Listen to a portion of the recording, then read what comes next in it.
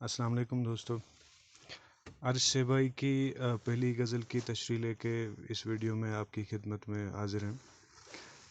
غزل کا پہلا شعر ہے. غزل کا مطلع ہے: کون سا وہ زخم تھا جو تر و تازہ نہ تھا، زندگی میں اتنے غم تھے جن کا اندازہ نہ تھا. شاعر جو ہیں اس شعر میں اپنی زندگی کے دکھوں اور غموں کا ذکر کرتے ہیں. یعنی کہ ان کی زندگی میں جو ہے بے تحاشا، بے اندازہ اور بے حساب غم ہیں. ان کی زندگی کو جو ہے غموں نے گھیرا ہوا ہے، اور ان کے دل کا زخم جو ہے وہ کوئی بھی زخم بھر نہیں آیا. ہر زخم جو ہے وہ ابھی تک تازہ ہے. یعنی کہ شاعر فرماتے ہیں کہ میں اپنے کسی بھی غم کو بلا نہیں پایا ہوں، اور غموں کی یورش نے یا غموں نے میرے دل کو جو ہے بدستور گھیرے رکھا ہے، بدستور متاثر کیے رکھا ہے. غزل کا دوسرا شعر ہے: ہم نکل سکتے بھی تو کیوں کر حصار ذات سے، صرف دیواریں ہی دیواریں تھی، دروازہ نہ تھا. شاعر فرماتے ہیں کہ میں اپنی ذات کی چار دیواری سے باہر نہیں آ سکا. یعنی کہ میں اپنی حصار مینس چار دیواری، میں اپنی ہی ذات کی چار دیواری میں ہمیشہ قید رہا، میں اس سے باہر نہیں آ سکا. اور پھر یہ اپنی ہی ذات کے حصار میں رہنے کی وجہ بھی خود ہی بتاتے ہیں کہ ہم اپنی ذات کی ایسی چار دیواری میں قید تھے کہ جس سے باہر نکلنے کی کوئی گنجائش نہیں تھی، باہر جانے کے لیے کوئی دروازہ نہیں تھا. یعنی اپنے آس پاس کے ماحول کی ناپسندیدگی کی وجہ سے ہم اپنے آپ میں ہی کھوئے ہیں. ہم نے خود کو جو ہے اپنے آپ تک ہی محدود رکھا ہے، تاکہ وہ جو باہر کا ناپسندیدہ اور ناگوار جو ماحول ہے وہ ہماری زندگی کو، ہمارے طور طریقوں کو کسی طرح سے متاثر نہ کر سکے. یعنی ہم نے اپنی ذات کے ارد گرد ہی جو ہیں وہ یہ دیواریں جو بنائی ہوئی تھی کہ ان دیواروں سے ہمیں باہر نہیں نکلنا ہے، تو اس ذات سے ہم کبھی نہیں نکل پائے. ان کی آنکھوں سے نمایاں تھی محبت کی چمک، اس کے چہرے پہ نئی تہذیب کا گازا نہ تھا. تو اس شعر میں شاعر اپنے اس محبوب کی بات کرتا ہے جو اپنی تہذیب اور اپنے جو اخلاقی اقدار کے ساتھ اب ناپید ہو چکا ہے. یعنی یہ پہلے یہ کوالٹیز جو ہیں اس میں پائی جاتی تھی.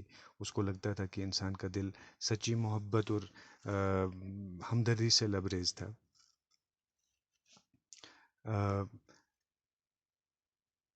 جس کی چمک محبوب کی آنکھوں سے صاف واضح ہوتی تھی.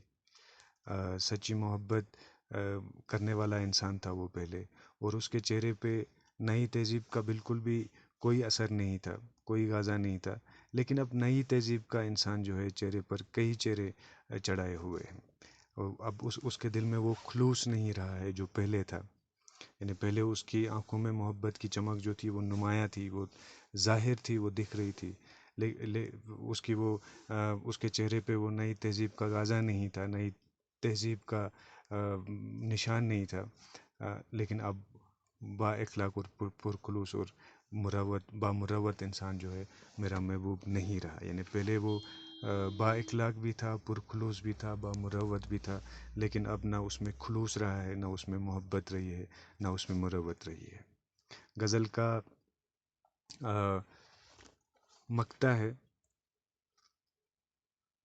یعنی غزل کا آخری شعر ہے: عرش ان کی جھیل سی آنکھوں کا اس میں کیا قصور، ڈوبنے والوں کو گہرائی کا اندازہ نہ تھا.